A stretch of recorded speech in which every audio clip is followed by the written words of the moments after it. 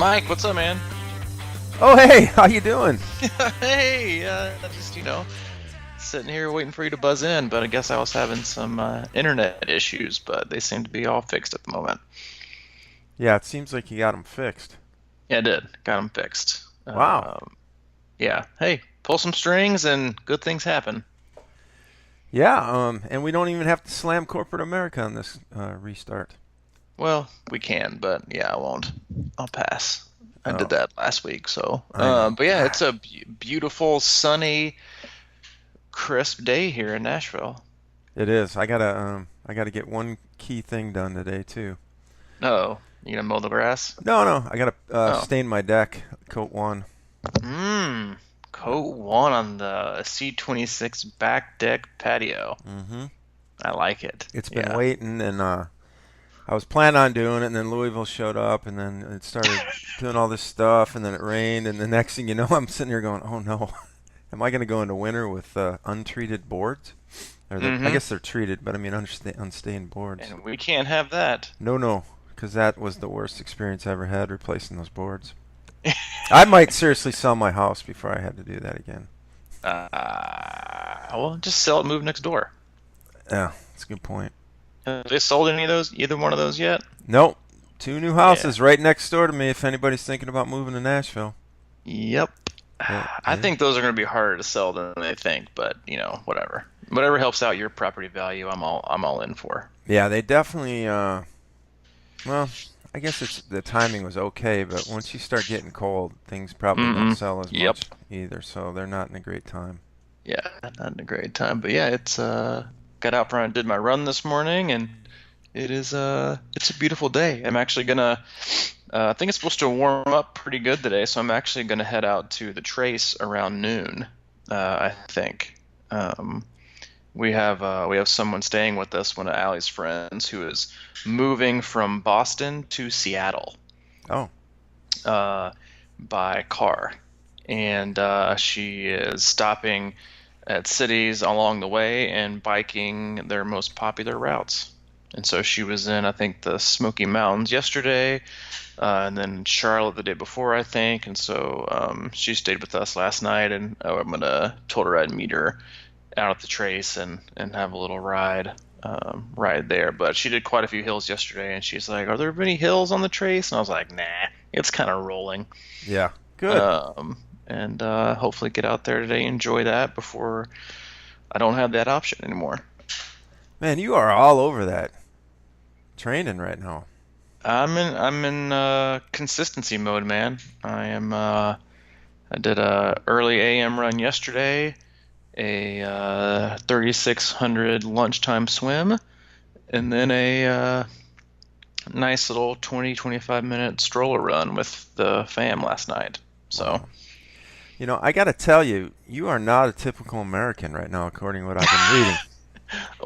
well, I guess that depends on what news outlet you subscribe to, but yeah, I generally think would hopefully not like a lot of Americans at the moment. No, I was listening to a podcast last night that threw out a number, and I had to look it up today, and it was I don't know how. I mean, the Center for Disease Control and Prevention had a study, and I think it's a governmental agency, Oh, right? I'm sure. But they're saying that more than 100 million Americans have diabetes or pre-diabetes condition right Hmm. now. 100 million. Now that's a little bit, as everything, over kind of hyped, but like almost 10% of the country has diabetes, and 84 million Americans have a condition that, if not treated within 5 years, often leads to type 2 diabetes. Wow, we are Wow. going the wrong way, man. Hey, man. Well, That's a lot of people. yeah, we thought that whole Fitbit step counter thing was really going to change people's lives. What a Uh, big fat waste of time. yeah, in that same vein, almost 40% of Americans are considered obese. Yeah, I also think it depends on what they use. Because, I mean, I know I have friends that, or even athletes that like go to the doctor and like, yeah, well, according to the doctor, my weight for height is like, I'm technically overweight or obese, and I'm like, yeah, about that. Um, because I mean, listen, yeah, I think a lot of, I mean, listen, we live in the South, and Tennessee is like always statistically in the last like the bottom like 2 to 3 fattest states in America. Mm. Um, and Yeah, this is the and, South and Appalachian areas. yeah, I mean, we're terrible. People are just generally. I mean, I was looking. I was on my run yesterday morning, and sometimes I kind of get a kick out of it because I was on my run yesterday morning. It was before 7, and running and enjoying the cool weather. And there's I run past this lady who's outside smoking a cigarette, drinking a Coke at like 6:30. Damn. And just kind of gave her the wave like, enjoy. Um, but yeah, I mean, it is sad. But then again, you also have really, really, really uh, thin, and I mean thin by just like kind of frail individuals who may look skinny and healthy, but they don't eat and they don't exercise. And so while they might not be considered obese, they are by no means any healthier. It's like you see somebody and they're really thin, you think, oh, well, they must be healthy and fit and in shape when, a lot of the times they're just trying to meet a stereotype of being thin means you're healthy, when in reality their diet is probably crap because they don't eat enough and they don't exercise because they don't have any energy, and Yeah. that doesn't make them any better than the other half. Yeah. And now, the top three reasons in order for said obesity. And I think that like what you just said is an important point because that people that are super thin aren't getting nutrition and their body's literally kind of It eats itself. eating itself. So, but the three top reasons for obesity are in order: diet. Well, no, not in order. Okay, number one and number three are diet and exercise. You know what number two would be? Laziness. Yeah, well, actually, it's sleep or lack of sleep, which I found fascinating. Of course, Isn't that more of a symptom than a reason, or is it both? well, I think what happens is the reason they say that is because if you don't get enough sleep, really what sleeping does is, restores your body and it creates, a healthy ecosystem Mm-hmm. inside.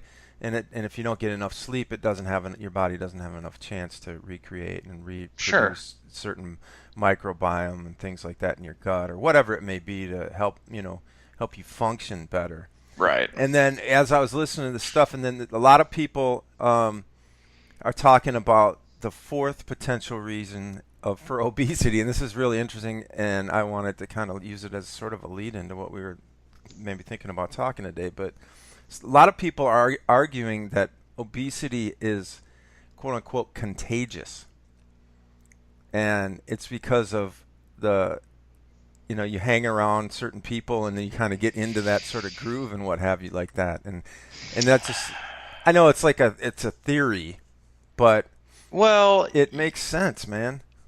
yeah, I mean, I think But the I just think it's word, important, like when we talk about, I just thought it would be a nice lead because that's more or less creating your community, you yeah, I know. mean, I agree with that. I don't necessarily agree with the word using the word contagious. Yeah. But I mean, I have two family members. I mean, that I'll just talk about because they don't listen to the podcast, but um, that they always gain weight together or try and lose weight together, Mm-hmm. and they always get stuck on the gain part. And right now they're on like a massive gain. One of them doesn't have a job, and so and the other one's just I think not doing well in other areas. So they never cook and they always go out to eat, and that's just what they do. And they never eat good, and so they feel like crap. So they don't have any energy, so they just sit around. And so they sit around, so they don't feel good, so they go eat again. And it's like that vicious cycle. So I totally get that. I wouldn't say it's like I said, I wouldn't use the word contagious, um, but I would say more influenced. Yeah, that's probably a good word. I mean, Yeah, is obesity, and also the other aspect is getting healthy is something you can influence on somebody else just by being an example or not being an example. And so yeah, no, I totally can see where they're coming at in terms of that it's they say your vibe attracts your tribe, um, and maybe your friends attract your fat or vice versa. Well, they say we're that and I was actually kind of empathetic in a way when I was listening to all this stuff because, I mean, the more I dive into health and I'm very interested in sort of the evolution process of the human beings, and we're kind of set up in a way in modern day lifestyle. We're set up to fail in a lot of ways because our DNA and we were created to survive and seek the most nutrient dense foods, and that we're kind of like pre-programmed in a way to have cravings for junk food and things like that. So it's like a real thing when you're kind of getting these cravings and you're just like, it's so easy to reach over and buy cookies and sweets and things like that because your body is Hmm. sort of pre-conditioned over millions of years or whatever to seek those kind of foods, but they're so available because back in the day everything was scarce, right? And you had to like really find those foods that were going to like sustain you for a long time. And now Yeah. like food is just like every convenience store is just loaded and ready for you to go in there and be weak. And Hmm. it's not fair. I mean, the one thing we can kind of move away from my little thing here, but I just thought it was interesting because, like, all right, and so then another thing that I heard was that the six foods that comprise the most calories for an average American are. Um, it's kind of funny. Number one is pizza. Mm. Number two is bread, just breads. Yeah. Well, yeah. Alcohol is number three. Hmm. Grain-based desserts are number four. Sugar-sweetened beverages are number five, and then like fried chicken-based type stuff is number six. And that's kind of like what constitutes like the largest portion of American diets. Oh, It's that's yeah, for sure. it's kind of I mean, I, amazing, I right? always, yeah, I mean, I always used to joke, and I still think it's funny now being on the flip side. Um, that back when I used to drink all the time, I was eating healthy and trying to be healthy and being in shape. Oh. When I was consuming so much alcohol, it was just like poison. And Mm-hmm. then I always see like all these people they change their diets and they don't give up alcohol. They sometimes drink more of it, or they do, I'll just do it straight, or I'll go the vodka tonic route, Mm-hmm. like they're being healthier. Like that's not really how it works. And then you've got sugary sodas, and stuff like that. Like the energy drink, uh, just has a monopoly on so many people that it's just like killing them, and they have no earthly idea it is. They'll just have it for breakfast. And I mean, I'm not gonna knock pizza too bad because I love it, but I don't eat it every night. I mean, and then of course, obviously, it's made of bread. But yeah, I mean, yeah, there's a lot of ways to go wrong, and it's unfortunate that it seems in order to find a healthier route that should be the natural, easy way, we have to spend more time and more money trying to find easier, healthier routes than, or that it's more difficult to find healthier, routes to, for nutrients and groceries and organic stuff than it is to. I mean, think about it, man. We now live in a society where you can pay someone to go pick up your to-go food. That's pretty good. That's complete and utter garbage, to bring it back to your house where you're sitting on your ass so you can stuff your face. Like you literally don't even have to go get it anymore. It's just like yeah, dude, we're in like a vicious cycle of gluttonous obesity, and it's just going to get worse. I mean, before you know it, like people won't even spend time, energy driving their car. Just going to sit in the back seat and text and, you know, send emojis while their car drives them somewhere else. And, yeah, dude, we're not headed. I'm telling you, there's going to be a revolution, and And it's it's starting right here. it's starting right here. I'm telling you, it is. There's going to be. My I'm hoping my generation has something to do with it, but um, It's got to getting be. out. I think there's a natural tendency for most things to kind of self-correct, and I think so too, we're and I'm we're hoping so. We're to get out and do more things outside and disconnect with the things that need an actual electrical connection, but get out and do things where you can connect with you know somebody else, because that is I mean, and I was talking about it yesterday with a good friend of mine, and it was like we were actually talking about the similarities between therapy and coaching, and now like everything has been marketed and commercialized to where you can sell all these certifications and all these courses and all this and what it really comes down to is connection, like like genuinely wanting to have a relationship with somebody, in a friendship and be invested. And I mean, I honestly think that I generally, honestly, to be honest, I think everybody in the world should go to therapy. But um, I think if everyone was required to sit down once a week at minimum and turn off their phones and have a meaningful conversation with somebody for an hour, their lives would be enriched beyond what they could have ever imagined. yeah, I think that's definitely a great start. You know what I mean? It's like what you just said about going outside and unplugging or whatever. I mean, you get out. That's kind of a key to human bodies thriving and growing and stuff like that. Because when you think about health, and one of the things as far as like when I get into start getting into quote unquote good shape and everything like that. I mean, that's the other part of all these crappy foods is that you can, if you're in really good shape, if your body is kind of functioning well and everything, you can kind of get by with a lot more of that. You know what I mean? You can handle it Mm-hmm. better. So that's one of the things that I always think about as a triathlete is like, yeah, I'm in great shape, but I still kind of like go for garbage. And then you Mm-hmm. always wonder, like, think about, you know, you'd go up for an Ironman and you do a race like Louisville like we just did, and I just think about what I did that day and what I put in my body and what I did to my body and everything, and I functioned and I got through it and everything like that. But it was basically Coke and chips, and you kind of have a tendency to kind of when you're depleted and you run down and things like that in training, you reach for that stuff, and it's sort of that same fundamental survival mode in a way. It's like you want nutrient rich and dense stuff, and it's the easiest to kind of keep plowing down over and over and Mm-hmm. over. You can't eat enough of it a lot of times. Instead of like if you sit down and like tried to overeat sweet potatoes, I mean, how would that go? I mean, you just stop. Yeah, exactly. Yeah. But you're right. I think that uh,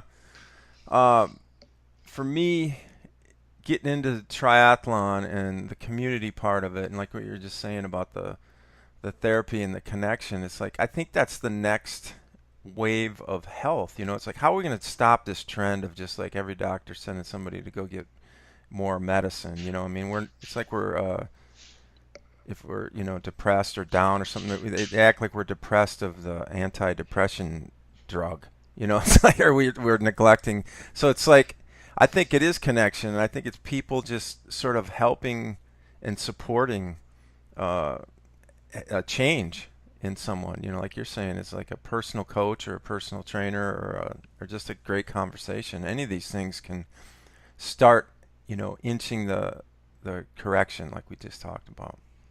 Well, You're I mean, it's we live in we live in a world where we either we can totally disconnect if we want to from like basic human interaction. Like you basically don't have to ever speak to anybody if you don't want to. right. Like there are more like hermits and like people with like uh, you know disorders in terms of like fear of like communicating with people or talking with people. And my mom's even talked about it before in terms of uh I kind of asked her, I think I mentioned this before, is like, have you seen a difference in the intelligence levels of the kids that work with? Because in that they're kind of like this new wave of, um, everything is tech.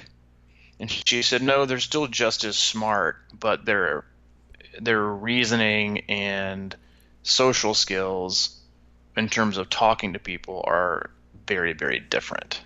And now you can buy something literally from Amazon and have it to your door like that day, or you can to disconnect, or order food to disconnect, or sweets, or do this and that. It's like we stay in our house, or we can just take a selfie and make it seem that our life looks better, when like the fact of the matter is like so many things are like in terms of, well, I guess what I'm trying to say is that we spend so much of our time trying to either cover up how we really feel or fill the void that we really have.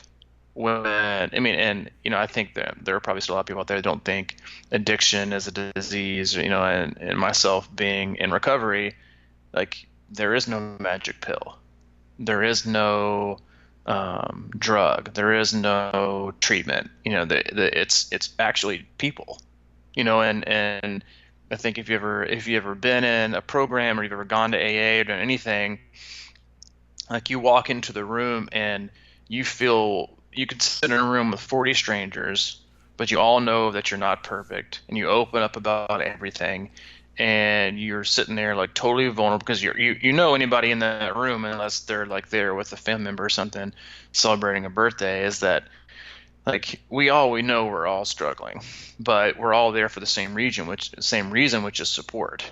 And like you literally don't have a stranger in the room. You're all like immediately friends. And I think that it helps. I mean, it helps people. I mean, it's helped millions and millions of people. Um, and I think that that's such an area that we lack these days, just in our regular day-to-day lives, is having a community of people where we all know we're not perfect. We all know we're struggling. We know we need help. We're all kind of in this together. Hey, why don't we just, I don't know, talk about it, and gain strength from others, because that's where we have the most strength to gain, is from other people's difficulties and hardships that we are, like, for whatever reason, so desperately obsessed on hiding. That my life really isn't good, or my life really is, hard. Like Alan and I talk about it all the time, and we touched on it even last night when we recorded our first C26 squadcast with Summer. It's like all these things that married couples or new parents like never talk about.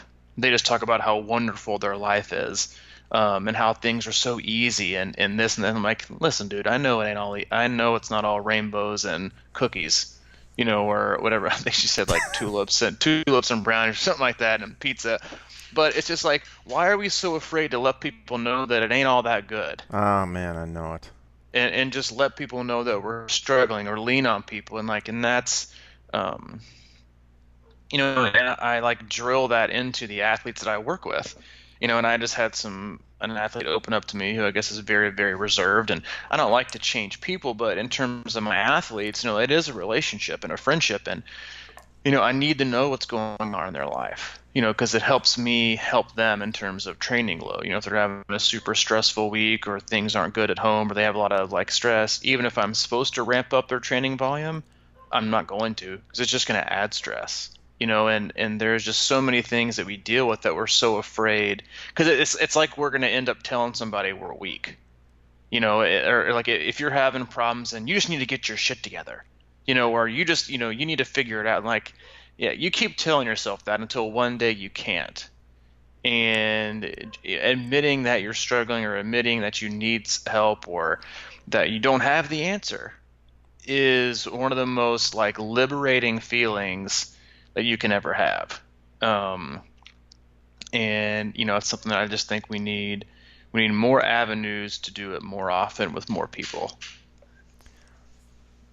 I agree, man. It's I mean, there's nothing really more refreshing to me than having someone I know or someone that I just get to know or whatever, just be kind of, and I know it's overused word, but to just be real, and be honest. There's just something so magical and almost like it just lets my shoulders relax. And, when everybody isn't always trying to act like everything's perfect and they understand because we just don't know. I mean, there's a lot of Hmm. things we don't know and we're all trying to figure out together. And we get into these sort of online communities and online forums and so many times, man, it's like you can kind of try to be like, all right, I'm gonna, say what's on my mind, and then it's just a thunderstorm of like backlash or whatever it can be.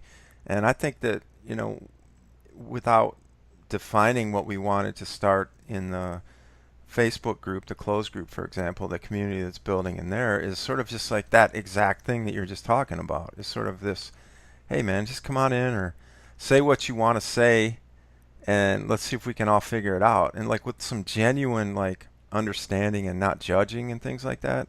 Because so many people just are so quick to judge. It's like black and white. It's one side or the other. It's like if you say something and there's one word in there or some kind of thought you might be having that you're trying to articulate that automatically gets lumped into this attack bucket and or like people calling each other dumb because they don't know something. I mean, come on, man. It's like we're all trying to figure this out. I mean, like I've been sort of a poster child for that because I am very, I think, quick to open up that I don't quite understand all this stuff, and I'm always on a search for it. And that's why I love being able to talk to people that are sort of going through that same process because when you never know who's going to be able to articulate something in a way that you're going to understand it and it's going to help you click and it's going to maybe get you motivated or whatever.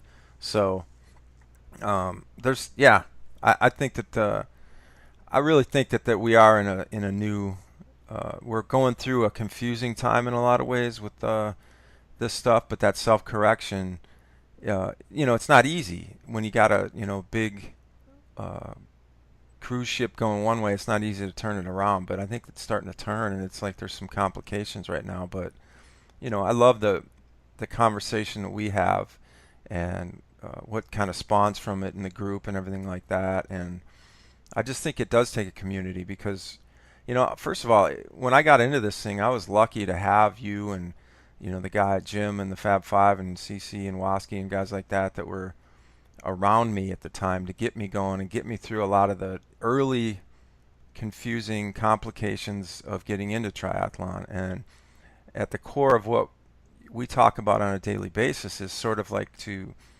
help answer a lot of those questions for people.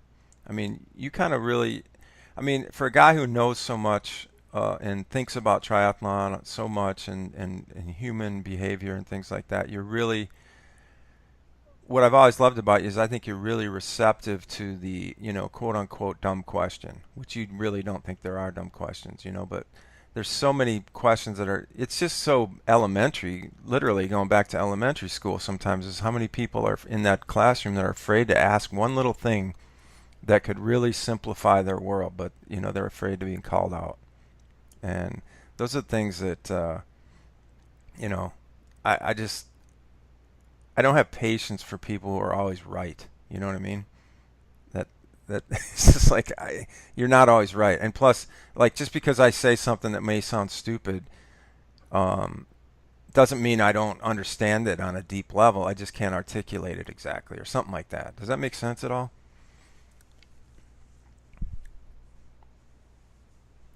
And then again, he's disconnected, so I'm just rambling on here without any affirmation or anything to I affirm hopefully. you.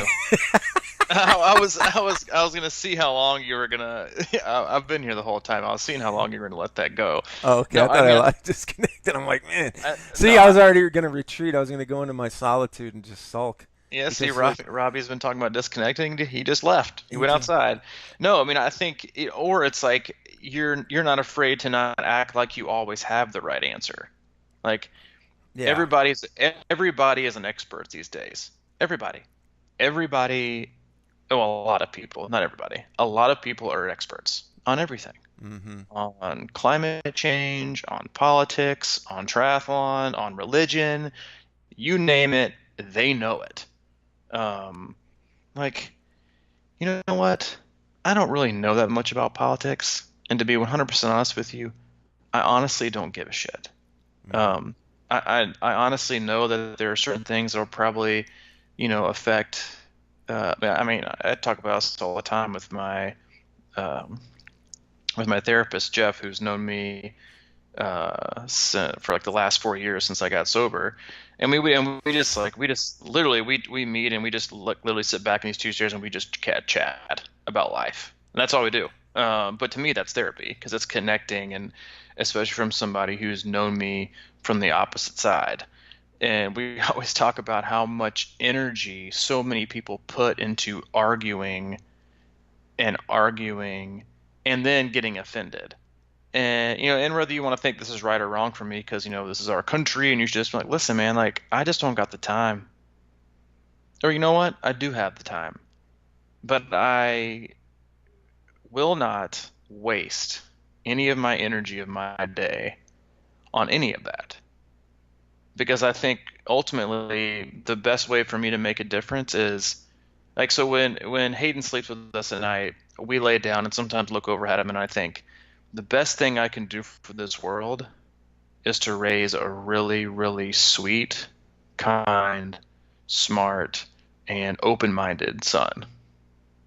Because someday he's going to marry somebody and he's going to have kids and he's going to have a whole new generation with a whole new different kind of problems. And what's going to be what's going to be the best route for me to take?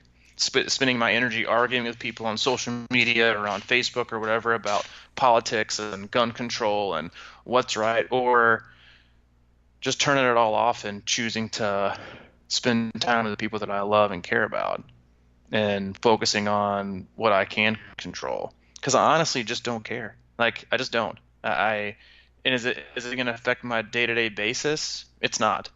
It really isn't. The taxes might change. This might change. You know what? It's honestly not going to affect me because I'm not going to let it. Yeah. Yeah, I might pay a little bit more, sure, whatever, and you can, get on your high horse, which people have me before, but you're just uninformed and you didn't make. Yeah, guess what, man?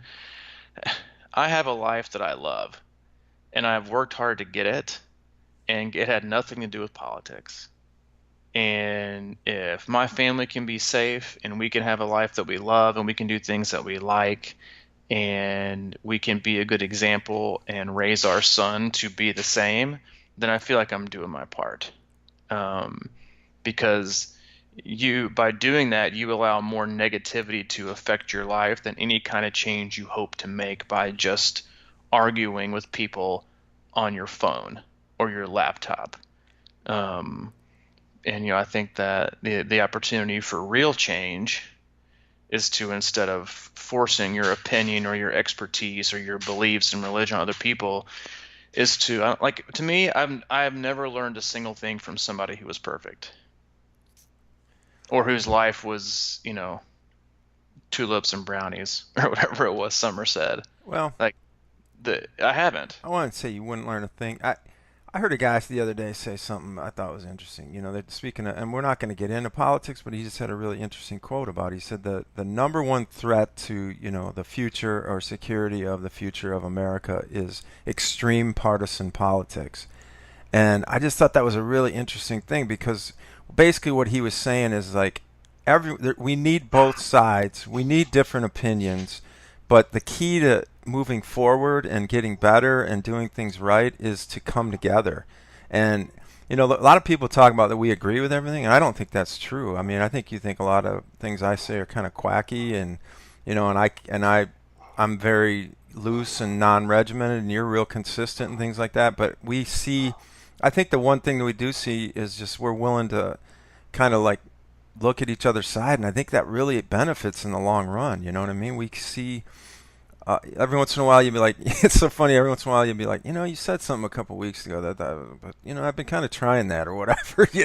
And those are the kind of things that just I think bring us A, closer together, but B, are probably good. It's like we I don't think in absolutes. When people start uh, immediately disagreeing with somebody because of something they say, and will not ever, like you talk about social media arguments or whatever, but it's like never ending. They never even come close to ending because people can't come to the middle and sort of like discuss something rationally and try to actually figure it out and be open, because now nobody wants to let down their guard, because that's like the worst thing that can happen. But I think it's the best thing that can happen, and then we see it all the time in our discussions within the group and with our athletes and things like that. People just aren't afraid to say, that they're, in a chocolate addiction binge or something like that. And it's like, okay, yeah, we get that. That happens. We're human. There's Yeah, nothing it does. there's nothing wrong with being human. You have to accept the fact that you're fallible.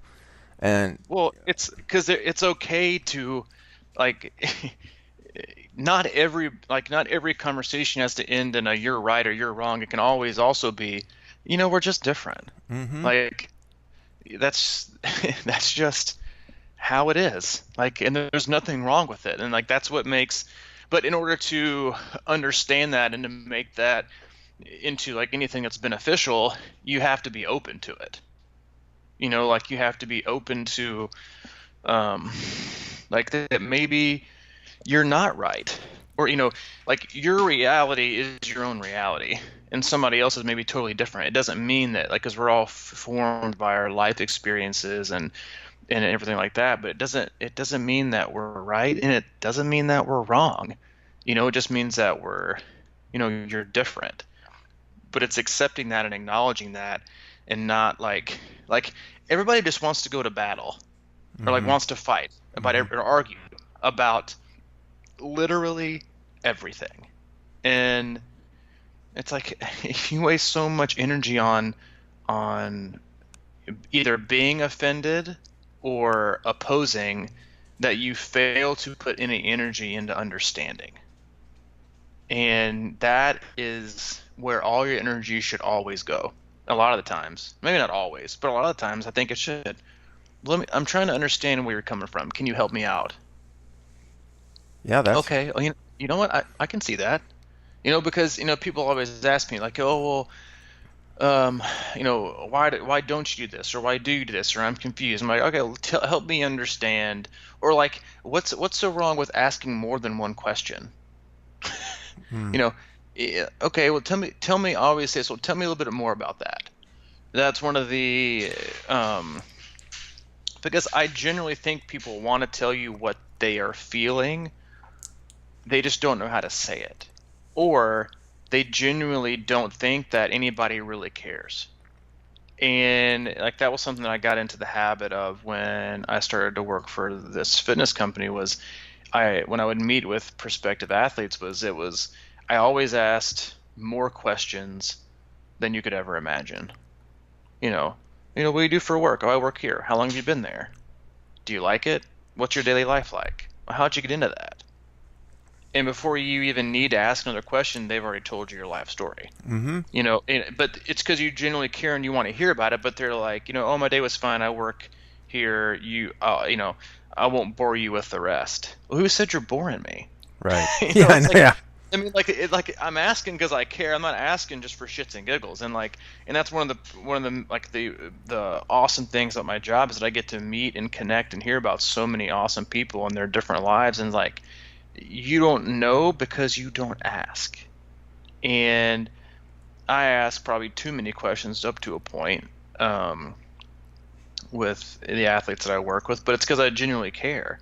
In order to truly help someone, you have to know them and their life. And I mean, listen, dude, athletes tell me more things than they probably tell their spouse or their significant others or their friends sometimes. But I think you can't be afraid. There's no such thing as asking too many questions. And that's the true way to figure out and find out something about somebody, is that it's and then the more questions that you ask someone, the more you see them open up. You say, oh well, okay, you actually you know care, and but yeah, it's all about understanding and asking questions and trying to be um, informed and open, and and not so closed off and combative. I I wonder sometimes, like in triathlon, to me, it seems like a lot of people actually probably come into triathlon after an extended period of sort of silent self-loathing or self-introspective. Just not being able to. They're going through something, and they feel like they need a change or whatever, and it's like you're just saying, that's these emotions or feelings that just kind of brew inside for a long time, and that's probably why maybe they do want to, in the end, open up to you like that, or open up to me too. I mean, a lot of people open up and share like things that they probably don't like to, just tell everybody, and in a way, I suppose that's a testament to, like you're saying, you commit to listening and non-judgmental listening, and that's the whole point, right? It's like there's so many emotions brewing in people's lives. We just interviewed Summer, and she admitted that she was feeling resentful of her husband having a good job and being able to go out and work, and she was at home with kids. That'll be in our next interview. And that kind of stuff is great, because that's what happens is you sit around and it's like you kind of wallow in your own stuff, and then triathlon, you get into it, and it's then that all that stuff starts coming out and opening up, and because you're opening your body and you're opening your mind and your chest and whatever, and you're breathing, and a lot of times those things, those feelings are easy to describe or articulate, so Hmm. that's where asking questions and just that open discussion really helps, and um, we're on that path. We understand it, I think, because we've been talking about it for a long time, and we've been trying to do the same things. You know, Don't- Well, yeah, no, no, I agree with you, and but I also think it's also the other things that we do in our life and our life experiences, and have always been this way to an extent, but then like going what I've having been through what I've gone through, and now being here, like I've found like there's nothing better and more positive and influential than to understand another person, and like not just their wants and needs, but how they got there and what they've gone through. And like it makes you don't look at I don't know, it's hard to frame it, man. It's like I don't look at them as just like another person. They're like it's man, it's like you're just in like another different, I don't know, it's hard to describe. um when you said there's no such things as friends, there are relationships. mm-hmm. And and I totally agree with that, is that one of the greatest parts of my job is connecting with people. And and like just that um openness to wanting to understand. But again, as we talked about this before on a lot of podcasts, is like in order to like for people to feel comfortable walking in your door, you have to open it first. And vulnerability and sharing leads to giving other people the ability to feel the same. um and I just think that it's so huge, and I think that the more that we share, like I think that some people fail to remember, and that's honestly like one of the biggest things that I um I've kind of had to really change in terms of my positioning in being in the AA program, is that it's, yes, it's anonymous, and a lot of people, they just wish to never tell anybody. And they just don't want to tell a single solitary soul. They want to keep it anonymous and I totally respect that, totally get it. But for me, it's like I feel like I have the opportunity to help more people by talking about it than by just staying anonymous. Because there are success stories. It's a process, though, right?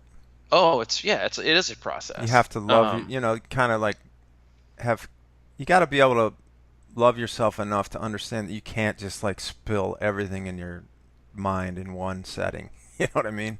Oh yeah, for sure. Yeah, but it's like, oh well, what if you like, I think somebody had mentioned before, like, well, you talk about in the podcast, aren't you afraid that you have lost an athlete because you shared that? No, literally never crossed my mind. Um, Well, it did but at I one can, point. what's that? Did it at one point, or have you evolved in that? Never. Okay.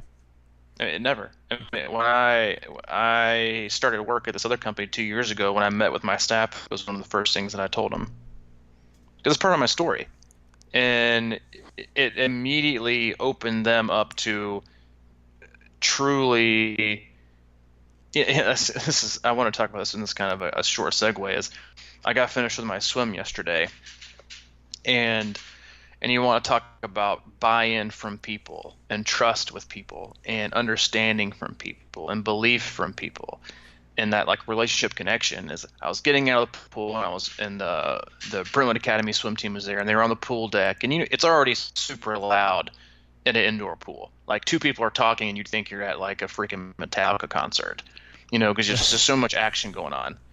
And you could tell that was this like new straight out of high school coach, and she was literally trying to introduce herself and shout orders to this group of probably like 20 or 30 like 13 to 14-year-old boys. Good And luck. she just exactly. And I walked by and I'm thinking, you're totally screwed.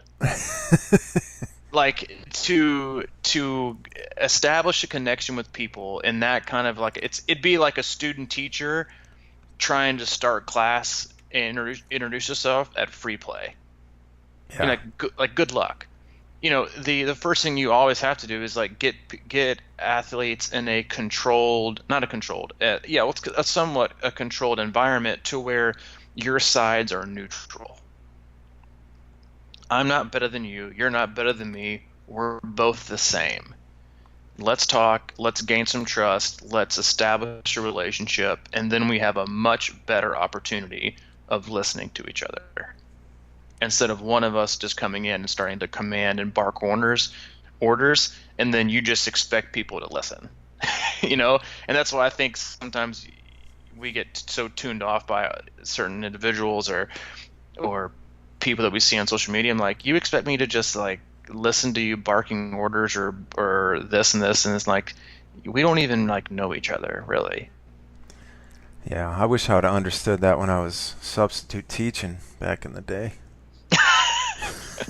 Tell you, man, it's all it's in terms of buy-in and connection and relationships, it's about opening up and allowing other people to see that you're vulnerable and you're in this together and you're trying to figure out a way versus I know it all, I have the secret. I'm sorry you don't know. Let me just see if I can walk you through it. Mm. Like it's not about leading people. It's about walking with them together. And if you can both kind of understand that, um, and I tell that to athletes all the time, it's like, I don't need to be the hammer because most athletes are already the nail. Mm. Like they try to hammer themselves. Yeah. And I'm like, the last thing you're already a nail. The last thing you need is a hammer. If you need a hammer, it's for me to use the opposite end to pull you out from how many times you drive yourself from how many times you drive yourself in. But it's not me telling you what to do. It's we do it together.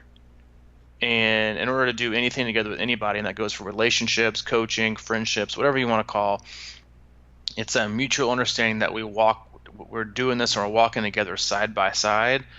One of us may lead and the other may follow, then we might switch and you might lead and I might follow, but it's that understanding and removing of ego and perfection and just that overwhelming feeling we have to, you know, try to convince people that our life is great today when instead it'd be so much greater going through this thing called life with other people. It not only makes it easier, but it will make it so much more rewarding uh, as it comes to an end. Yeah, that's great, man. So, yeah, come on into our close Facebook group and pour it Yeah, if all you've out made on it the this table. far in the non-triathlon C26 Crushing Iron podcast, you Oh, can hop on to our triathlon closed group. Yeah. Search Crushing Iron Group on Facebook and come in and just pour it all out on the table. And no, just get in there and kind of like, I don't know. I mean, I love that when it's driven by everyone in there, and people just having uh, questions and conversations and meeting. I think, meeting people and it doesn't, not always. I mean, we're all over the world actually now, so.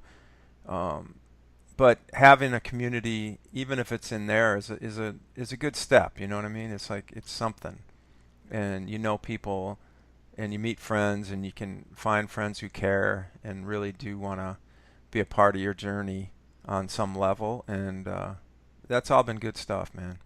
Um, Yep, it has so, been. It's so been I awesome. mean, yeah, we kind of joke about this maybe not being all about triathlon, but I mean, Because it's not. it's not. Yeah, exactly. Because it's not. It's like, But it all relates, and yeah. Oh, it does. It all relates. it's just like, yeah, in relationships, whether they be personal relationships outside of triathlon or in triathlon, it always helps to have good ones and support systems and people who are going to listen and care and inspire you and all that sort of stuff. So that's really what it comes down to. And, um, I guess just by discussing this stuff, if you're interested in this kind of thing, then that creates more of a swell and kind of opens the conversation to something more than power meters, Hmm. um, which are crucial, as we They're all know. important. I don't know if I would say crucial. They're They're just important. just another tool. Yeah. It's a potential tool in the toolbox. We don't all use them. I don't even use a power meter yet. So if that's what's got you scared, I'll be happy to talk through our power meter fears together. Yeah. Hey, you don't need one to be successful. I'm just here to be the first one to tell you that. Yeah, Chrissy Wellington proved that. Yeah, and everybody before they were invented, yeah, they kind of proved that too. So, um, yeah, it's always funny. People are like, well, do you require me to have a power meter? Do you require me to have, Training Peaks Premium? Do you require me like I'm like, we train with what you got. That's it. Mm-hmm. We train with what you got, you know, um, and we figure it out. There's, in my opinion, you figure it out, and you figure it out with the person. You don't figure it out with the gadget. Yeah, you don't need a gadget. You just need good habits and good patterns and consistency, right? 100% agree. Oh, there we are again, agreeing as we. Damn it. But it wasn't always that way. Yeah. Yeah. Well, I mean, we occasionally disagree, but maybe we'll just have our top five disagreements podcast. Oh, that Yeah. could be a big one. Yeah, we'll start thinking about those, and we'll get back to you guys in 2020. We can five things we did really disagree on. Yeah, we just don't. It's not even disagree. It's just we understand that we see things differently sometimes. I think that one of the sort of hidden benefits of this podcast is that we kind of come from different places, and I'm older. I'm an old man, and you're a spry young aspiring triathlon coach, and we just are going to naturally have different perspectives on certain things. But I think that's been the coolest part in a lot of ways is that we've kind of come together in that. It's like we sort of have committed to finding wisdom or whatever in each other's kind of life. And I think that's pretty cool, really. It'd be easy for me to get one of my high school buddies and just talk shit, and we'd always be like right down the same road or whatever, Mm-hmm. but we do come from different situations, and that is the epicenter of what needs to be going on more. I think it's like just because you have your opinion about something, that doesn't always mean it's right, or it can't be shifted a little bit or whatever it may be. So that's what I think, man. I totally disagree with He that. totally disagrees, man. Yeah. I don't know. Yeah, I mean, you grew up a swimmer. I grew up a lazy baseball player. Yeah. You're 20 years older than me. Another difference. That's a huge difference. I But it know it doesn't is. have to be. The fact is, it's not a difference. It's just like the same thing with everybody else. Like, you know, just because people get so into like, I don't believe what you. It's like you're trying to like change who the person actually is. Hmm. When we are all just a result of our life experiences. Yeah. Well, that's one thing. Is like, I mean, I always laugh. I don't have kids, but and I don't ever claim to be able to raise a kid, but I kind of get a kick out of like some of my buddies. They'll be like, my son did this and this and that. And he's like, what on? I'm like, dude, did you forget who you were? So, in a way, it's kind of what we have is a little bit unique that way too, because it's like, you're younger, and I'm trying to always like remember, like, how did I look at things when I was younger, and but you're kind of like more mature than me now, so it's a weird way to look at it. Yeah, that's very true. Very true. More Yeah. mature, but the Yep. wisdom cannot be overtaken. The years of Yeah. wisdom cannot be Yeah. underestimated. We'll see about that. Dude, when I break out my whiteboard series here soon, you're gonna be like, "Whoa!" I know, man. You're you're more in touch with the millennial crowd than I am. Yeah, I just like that tactile ability to write things out instead of I know you sending do. PDFs. Yeah, well, one of us has got to be that way, and one of us has to be the other. If we can start recording this podcast through landlines, that would really make me comfortable. Landline Oh man, phone get a line. rotary dial. Yeah, and get one Mm, of those old how the spies used to tap the phones. We get one of those, and that's how we'd record the podcast. That'd be old school, man. yeah, we've already lost half our audience in the last 5 minutes of this Oh man, if you're podcast. still here, thank you. If you're still here, we have a gift for you. Yeah, that's the thing. Hang around for the gift. Maybe that's what we need is like a something to bait them to hang to the end, like a free Yeah, giveaway. yeah, free giveaway. You get to listen to our next podcast. But no, anyway, yeah, it's been another good one. We're closing in on another hour mark. Appreciate you guys hanging around. And if you want or need any info on camps, swim analysis, gear, coaching, all things that we offer, you can always go to the one-stop shop, which is crushingiron.com. If you have any questions for Mike, you can reach him at crushingiron@gmail.com. And if you have any questions specifically for me, you can always feel free to reach out at c26coach@gmail.com. Yep, that wraps it up. Are we gonna have kits? Yes, kits. I'm actually working on that today. Ordering and pricing information on our C26 kits will be released, if not today, Friday. Um, and then some of that stuff really kind of ramping down the pipeline. So we got some really cool stuff going on. I had a lot of requests for all kinds of gear, and while we are not an apparel company and never will be, we do want to give you guys the opportunity to get stuff that you want. And to be 100% honest with you, it blows my mind that you guys want to wear our clothes or clothes with a quote or a gear or a logo. And yeah, it's all really cool. And I hope when people see our kits and t-shirts and hats and visors and stuff, like I hope that they see you, the athlete, in our community, and not just like a stamped logo or a brand, because we are the farthest thing, in my opinion, or at least I hope so, we're the farthest thing in the world from a brand. um, and I hope when somebody asks you what is C26, I hope you call it a community of like-minded athletes just trying to get better at life, with triathlon, instead of like a brand or a company or whatever you want to call it. And that's hey, when we get it out, use that as your tagline. That sounds good to me, bud. All right, dude. Well, I'm gonna go get some food and get some clothes so I can get out and enjoy this beautiful sunny day and stave off that diabetes. Do it, man. I All got right, it. dude. As soon as that sun gets on my deck, I'm gonna start painting that bad boy. All right, sounds good, man. All right, we'll see you later, bud. See you, dude. Bye.